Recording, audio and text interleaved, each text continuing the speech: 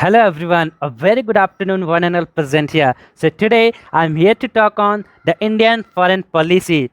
So we all know that India is the fifth largest GDP in the world and the fourth most powerful military in the world as per the report of Global Firepower Index.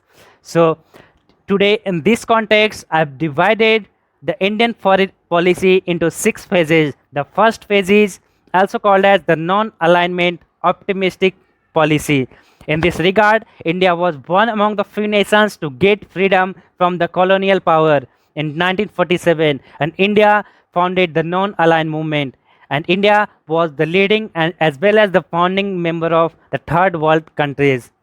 Now coming to the end of this phase, then this phase was ended by the war of Indo-Sino War 1962, and then India realized its mistakes and India started to increase its capabilities in terms of military. Now India entered into the second era that is also called as the decade of realism and the recovery. This era begins from 1962 up to the 1971. India realized and winded up its military capabilities. India founded the research and analysis wing, and Indian military presence were upgraded in the enemy countries. And with the end of this era, India had fought 1971 Bangladesh Liberation War, and now in the next era, the world has now made aware about the capabilities of India, and it also lead India a little tilted towards USSR, because in the third era, that is it Great Indian Regional Ascension,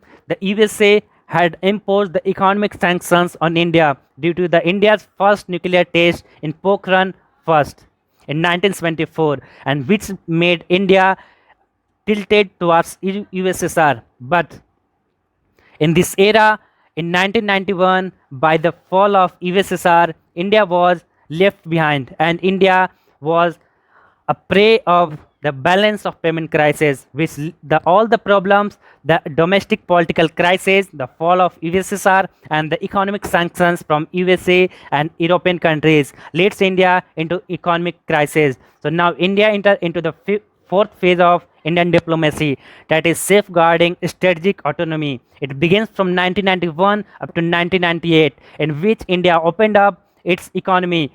India adopted the LPG reforms, the liberalization, privatization, and globalization. It gave India a huge economic boost, and now India is relied on trade, and India is a global trading partner and the crucial trading partner of almost all the countries in the world.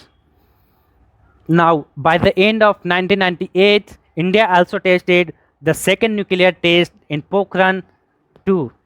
So this also led once again the sanction of United Nations. And but by 2001, when after the attack of 9/11 in United States, the USA changed its foreign policy, and now they were tilted towards India, and it led India into a greater and strategic partnership with USA. India is now aligned more with United States of America and the other European powers. And the next era is the energetic engagement. This era begins from 2013 to up to till now. In this era, India is moving forward in the multipolar world very well. India is balancing its relationship, and India is multi-alignment foreign policy.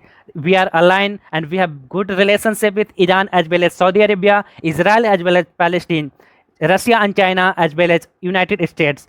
We have good relation with ASEAN nations and a good relation with the South American continents. India is the founding member of International Solar Alliance, and India is a leading participant as for the seat of the permanent candidature in United Nations Security Council. So in this regard, I would like to wind up my lecture by giving a conclusion that India have now realized its capabilities, and India will not come under the pressure of any third country, and India will protect its boundaries as well as the sovereignty of the nation. Thank you.